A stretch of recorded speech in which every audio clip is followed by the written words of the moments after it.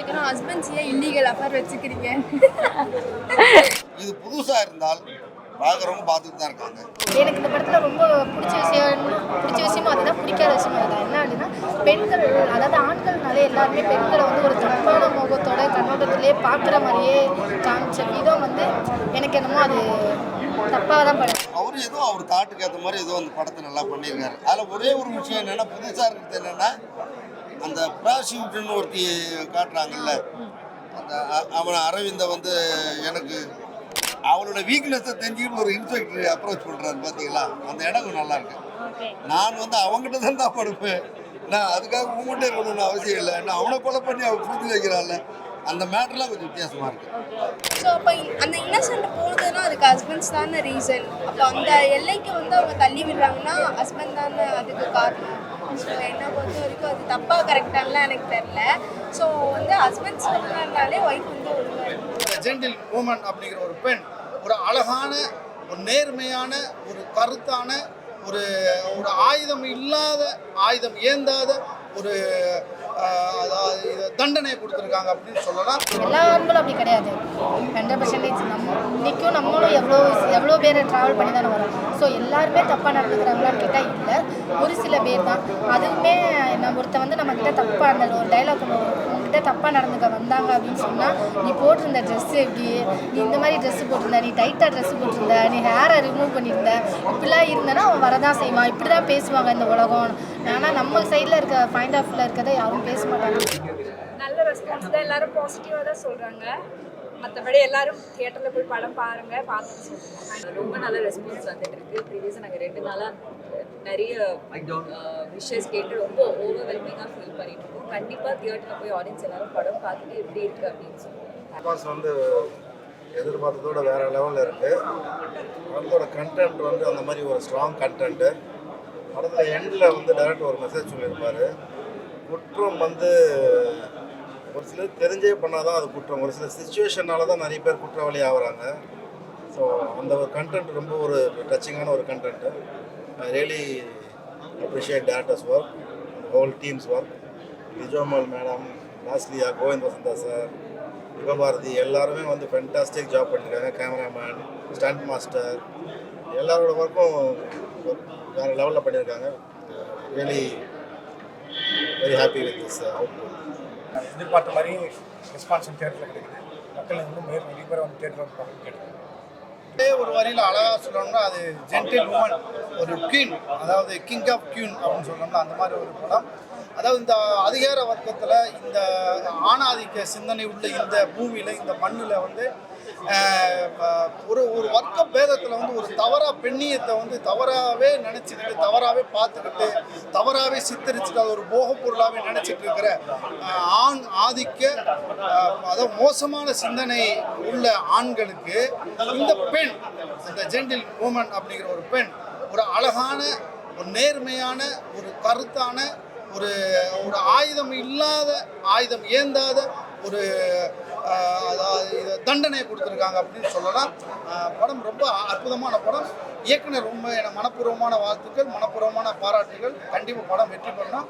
படத்தில் ஒர்க் பண்ண அனைத்து விதமான டெக்னீஷியன்ஸ் வந்து ரொம்ப அழகாக ஒர்க் பண்ணியிருக்காங்க.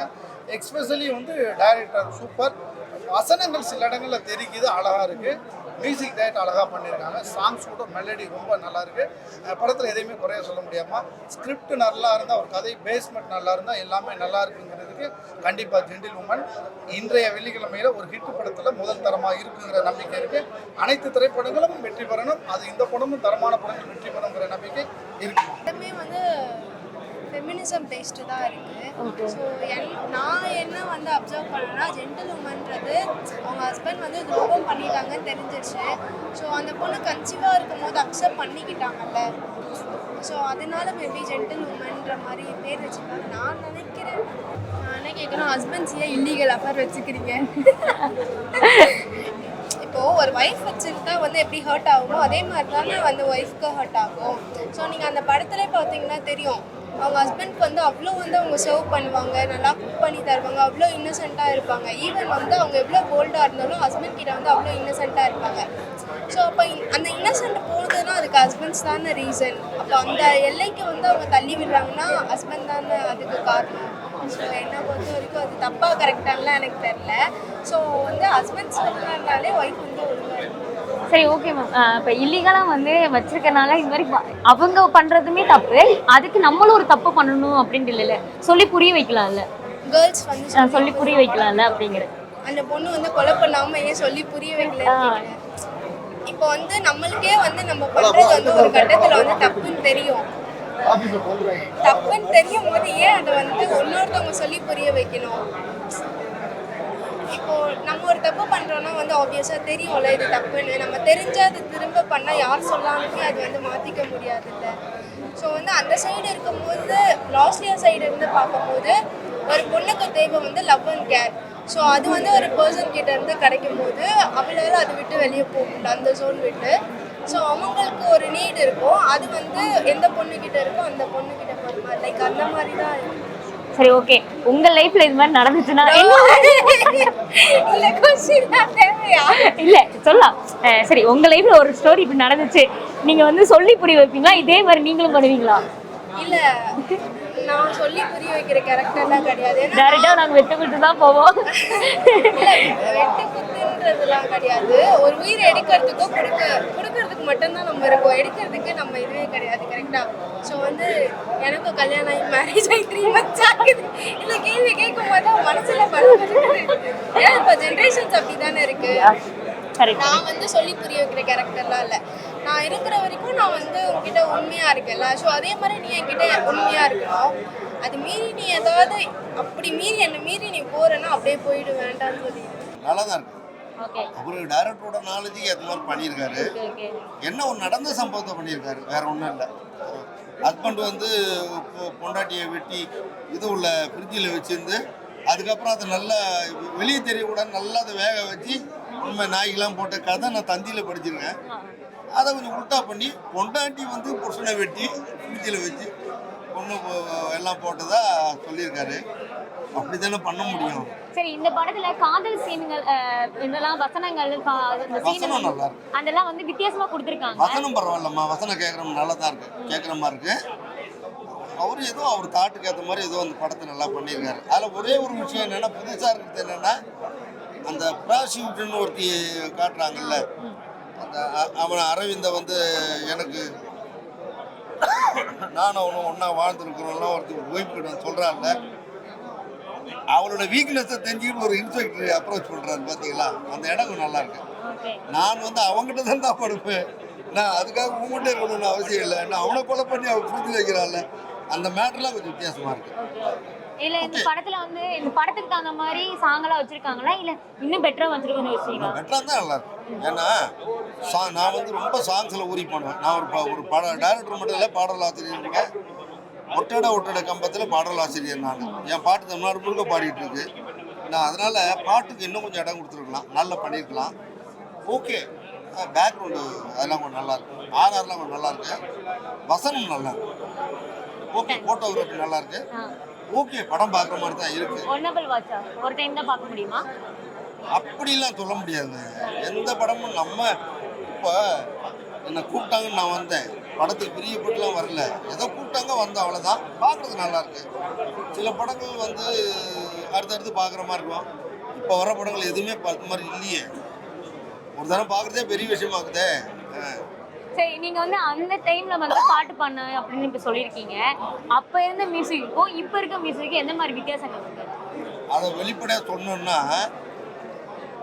மியூசிக்கில் வந்து இளையராஜா, எம்எஸ்சி, அதுக்கப்புறம் ஏஆர் ரஹ்மான், டி இமான் எல்லாம் வந்து தன்னை வித்தியாசப்படுத்திக்கிட்டாங்க. அவங்க சாங்லாம் தேட்டரை விட்டு வெளியே வரும்போது முனைகிட்டு வருவாங்க. ஆனால் இப்போ வர மியூசிக்லாம் என்ன, இப்போ மியூசிக் டைரக்டருக்கு என்ன பண்ணுறாங்கன்னா அவங்க நாலேஜுக்கு ஏற்ற மாதிரி பண்ணுறாங்க. ஆனால் என்ன அதுக்கு ஒரு குற்றம் சொல்கிறாங்கன்னா ட்ரெண்ட் மாறி போச்சுன்றாங்க. ட்ரெண்டெல்லாம் மாறவே இல்லை. நீங்கள் ஒரு வித்தியாசமான ஒரு கதையை சொன்னீங்கன்னா அதுக்கு அருமையான பாடல் பண்ணி கேட்குற மாதிரி பாடல் பண்ணால் இன்றைக்கும் பார்த்தேன். என் இளையராஜா பண்ணலையே ஒரு இதில் என்னது அது இன்னும் வழிநெடுக்க நம்ம காட்டுமல்லின்னு ஒரு பாட்டு பண்ணாரு, எத்தனை விடுதலை படத்தில். அதெல்லாம் பழைய ட்ரெண்டு தானே, கேட்கலையாப்பா யாரும்? காலர் டியூன்லாம் வச்சுருந்தாங்க. அதை காரணம் என்னென்னா நம்மளால் பண்ண முடியுன்றதுக்காக இவங்க ஒரு சப்பக்கட்டு கட்டுறாங்க. ட்ரெண்ட் மாறி போச்சுன்னு. அதெல்லாம் ஒன்றுமே கிடையாது. எந்த ட்ரெண்ட்டும் மாறல. இன்றைக்கும் நீங்கள் பழைய கதைகளை சொன்னீங்கன்னா இன்னும் பார்க்க ஆளுங்க இருக்க தான் செய்கிறாங்க. அதனால் ட்ரெண்ட்லாம் மாறல. நீங்கள் நல்ல கதைகளை சொல்லணும். குடும்பஸ்தன்னு ஒரு படம் பண்ணியிருந்தாங்க, நல்லா தான் இருந்தது. ட்ரகான்னு ஒரு படம் போயின்னு தான் இருக்குது. கதை படம் பண்ணுற விதம் சொல்கிற விதம் இது புதுசாக இருந்தால் பார்க்குறவங்க பார்த்துட்டு தான் இருக்காங்க. டிஃப்ரெண்ட்டான ஒரு விஷயத்தை காமிக்கிறாங்க. அப்படின்னா ஒரு ஃபேமிலி கேர்ளு அதோட சைடில் இருக்கக்கூடிய ஃபெமினிசம்லாம் என்ன, அதே இது அவங்க அஃபேரில் வச்சுருப்பாங்க. அந்த பொண்ணோட ஃபைண்ட் ஆஃப் வியூலேருந்து என்னவா இருக்கும் அப்படிங்கிறதே ரொம்ப தெளிவாகவே காமிச்சிருப்பாங்க. எனக்கு இந்த படத்தில் ரொம்ப பிடிச்ச விஷயமும் அதுதான், பிடிக்காத விஷயமும் அதுதான். என்ன அப்படின்னா பெண்கள், அதாவது ஆண்கள்னாலே எல்லாருமே பெண்களை வந்து ஒரு தப்பான முகத்தோட கண்ணோட்டத்திலே பார்க்குற மாதிரியே காமிச்ச விதம் வந்து எனக்கு என்னமோ அது தப்பாக தான் படுது. ஏன்னா எல்லா ஆண்களும் அப்படி கிடையாது. 100% இன்றைக்கும் நம்மளும் எவ்வளோ பேர் ட்ராவல் பண்ணி தானே வரோம். ஸோ எல்லாருமே தப்பாக நடந்துக்கிறாங்களான்னு கேட்டால் இல்லை, ஒரு சில பேர் தான். அதுவுமே ஒருத்த வந்து நம்மக்கிட்ட தப்பாக அந்த ஒரு டைலாக் உங்ககிட்ட தப்பாக நடந்துக்க வந்தாங்க அப்படின்னு சொன்னால், நீ போட்டிருந்த ட்ரெஸ்ஸு எப்படி, நீ இந்த மாதிரி ட்ரெஸ்ஸு போட்டிருந்த, நீ டைட்டாக ட்ரெஸ்ஸு போட்டிருந்த, நீ ஹேரை ரிமூவ் பண்ணியிருந்த, இப்படிலாம் இருந்தேன்னா அவன் வரதான் செய்வான். இப்படி தான் பேசுவாங்க இந்த உலகம். ஆனால் நம்ம சைடில் இருக்க பாயிண்ட் ஆஃப் வியூவில் இருக்கிறத யாரும் பேச மாட்டாங்கன்னு சொல்கிறது தான் ரொம்ப நல்லா இருந்தது. ஆனால் ஒரு சில இடங்களில் ரொம்ப வெப் சீரிஸ் மாதிரி ரொம்ப ஸ்லோவாக போன மாதிரி இருந்தது. அதெல்லாம் கொஞ்சம் சேஞ்ச் பண்ணி தான் போகிறாங்க. ஸோ இந்த படத்தில் வந்து நீங்கள் ஒரு பாயிண்ட் சொன்னீங்க, எல்லா ஆண்களுமே அப்படி இல்லை அப்படின்னு. உங்கள் லைஃப்பில் வந்து இது மாதிரி ஏதாவது பார்த்துருக்கீங்களா? ஆக்சுவலி வந்துட்டு உண்மையாக சொல்லணும்னா அந்த உலகத்தில் வந்து நம்மக்கிட்ட மிஸ்பிஹேவ் பண்ணுறதுக்காகவே வர்றவங்க நான் மட்டும் இல்லை. இப்போ பிறந்த குழந்தையிலேருந்து 5 மாத குழந்தையிலேருந்து பார்த்துட்டு இருக்காங்க. யார் பார்க்காம இருந்திருக்காங்க சொல்லுங்கள்? ஒன்றும் வேணாம், ஒரு பஸ்ஸில் ஏறிட்டு ஒரு ரொம்ப வேணாம் ஒரு 1/2 hour நார்மல் பஸ்ஸில் கவர்மெண்ட் பஸ்ஸில் ஏறிட்டு ஒரு இறங்குவாங்க. அப்போ உங்களுக்கே தெரியும்னு நினைக்கிறேன். ஏன்னா நம்ம சொல்லணுங்கிற அவசியம் இல்லையே. ஸோ உங்களுக்கே தெரியும். அதுக்காண்டி நான் எல்லாரையும் சொல்ல மாட்டேன். ஏன்னா நம்மளை பாதுகாக்கிறதுக்காண்டியே ஒரு சில பேர்லாம் இருக்கிறாங்க. அது வந்து அதனால இவங்க ஆண்கள்னாலே இப்படி தான் அப்படின்னு சொல்ல மாட்டேன். அதே நேரத்தில் பெண்கள்லாம் இப்படி தான் அப்படிங்கிற மாதிரி சொல்லுவேன். எல்லா விதத்துலையும் ஏதோ ஒரு விஷயத்தில் கண்டிப்பாக நல்லவங்க இருப்பாங்க. நம்ம 10 பேரில் யாராவது ஒருத்தன் கேள்வி கேட்பாங்க. சரி, இந்த மூவியில் வந்து அவங்க ஹஸ்பண்ட் அவர் வச்சிருந்தனால அவர் வந்து கொன்னுட்டேன்னு சொல்லியிருக்காங்க. ஸோ ஏன் அதை சொல்லி புரிய வச்சிருக்கலாம்ல? அது மாதிரி ஏதாவது பாயிண்ட் வச்சிருக்கலாம்ல அவங்க? இல்லை, ஆக்சுவலி வந்துட்டு அந்த ஒரு விஷயத்தில் வந்து எடுத்தோடனே அவங்க இது பண்ணுற மாதிரி தான் இருக்கும். என்ன அப்படின்னா ஒரு பாயிண்ட் ஆஃப் வியூவில் வந்து இப்படி தான் பெண்கள்லாம் இப்படி தான் இருக்கணும்னு சொல்லி நம்ம சின்ன வயசுலேருந்தே சொல்லியே நம்மளை டம்ப் பண்ணியே வச்சுருப்பாங்க. அதுக்கப்புறம் கல்யாணத்துக்கு அப்புறமா தான் அதை ரிமூவ் பண்ணலாமான்னு பார்த்தா அப்பயும் கிடையாது. ஏன்னா பெண்கள்லாம் அவங்க தான் சமைக்கணும், அவங்க தான் இது பண்ணணும், அவங்க தான் எல்லாமே செய்யணும் அப்படிங்கிற ஒரு இதிலே கொண்டுகிட்டே போவாங்க. அவங்க நிறையா இடத்துல வந்து சாக்ரிஃபைஸ் பண்ணியே தான் இருப்பாங்க. ஏன்னா அவங்க ஹஸ்பண்டை ரொம்ப நம்பியிருப்பாங்க. ஸோ அந்த ஒரு பாயிண்ட் ஆஃப் வியூவில் அந்த ஒரு விஷயத்தில் வந்து தண்ணியாக அறியாமல் செய்கிறாங்க. ஸோ நான் வந்து அதுக்காண்டி அதை கரெக்டுன்னு சொல்ல மாட்டேன். அதுக்காண்டி அந்த சுச்சுவேஷன்லாம் நம்ம அவங்க இடத்துல இருந்தால் தான் எனக்கு தெரியும் அது எப்படி கரெக்டாக தப்பான்னு. ஸோ அதனால் வந்துட்டு எனக்கு அந்த ஒரு விஷயம் ஓகேன்னு தான் தோணுச்சு. ஆனால் வந்துட்டு கடைசி வரைக்குமே வெளில கொண்டு வராமல் விட்டது தப்புன்னு தோணுச்சு. அதை தாண்டி அஃபேருக்குரிய பாயிண்ட் ஆஃப் வியூ எப்படிங்கிறத காமிச்சாங்க. அது ஒரு பெரிய டிஃப்ரெண்ட்டான வேவ் தானே. இது வரைக்கும் எப்போவுமே நம்ம வந்து கல்லானாலும் கணவன் ஃபுல்லானாலும் புருஷன் அந்த லைனில் இருக்கிறவங்கள தானே ஹையாக காட்டுவோம். அந்த மாதிரி இல்லைனாலே அவங்கள தப்பாக தான் காட்டுவோம். ஸோ அந்த மாதிரி தப்பாக காட்டாமல் அவங்க பாயிண்ட் ஆஃப் வியூ சைடில் உள்ளதே காமிச்ச விதம் ரொம்ப நல்லா இருக்கும். ஸோ இப்போ வந்து ஒரு பெண்ணை வந்து இப்போ வேறு யார் கூட பேசினாலுமே அது தப்பாக பார்க்குற வகையில் இருக்கும். இதே வந்து ஒரு ஆண்கள் பண்ணும்போது தப்பாக தெரியாமல் இருக்குது. ஸோ இந்த படத்தில் அது மாதிரி ஏதாவது சீன் வந்து டைலாக் கூட இருக்கும். அந்த மாதிரி எதாவது டைலாக் இருக்கா? நிறையா விஷயம் இருக்குது. ஆக்சுவலி வந்துட்டு அந்த அஃபேர் உள்ள பொண்ணு வந்து கம்ப்ளைண்ட் பண்ணியிருக்கோம். நீ என்ன பண்ணாட்டியா, நீலாம் வந்து கம்ப்ளைண்ட் பண்ணுற அப்படின்னு கேட்ட விதமாக இருக்கட்டும். அதுக்கப்புறம் பார்த்தீங்கன்னு வச்சுக்கோங்களேன், கடைசியாக வந்து ஒரு போலீஸ்காரனே வந்து அந்த பொண்ணுக்கிட்ட தனியாக இருக்க பொண்ணுக்கிட்ட வந்து வீட்டுக்குள்ளேயே வந்து தப்பு பண்ணுவான். ஸோ வந்துட்டு அப்போ அவன் கேட்பான், நீ என்ன பத்தினியா, இன்னொருத்தனோட புருஷன் கூட தானே வாழ்ந்த அப்படின்னு சொல்லி கேட்கும்போது, நான் பத்தினியாகவே இருக்கணும் இல்லையோ, ஆனால் எவன் கூப்பிட்டாலும் நான் போகணுங்கிற அவசியம் கிடையாதுடா அப்படின்னு சொல்லிட்டு அந்த விதம் இருக்குல்ல, அதிலே தெரிஞ்சிருக்கோன்னு நினைக்கிறேன் படம் எப்படின்னு. Okay, thank you.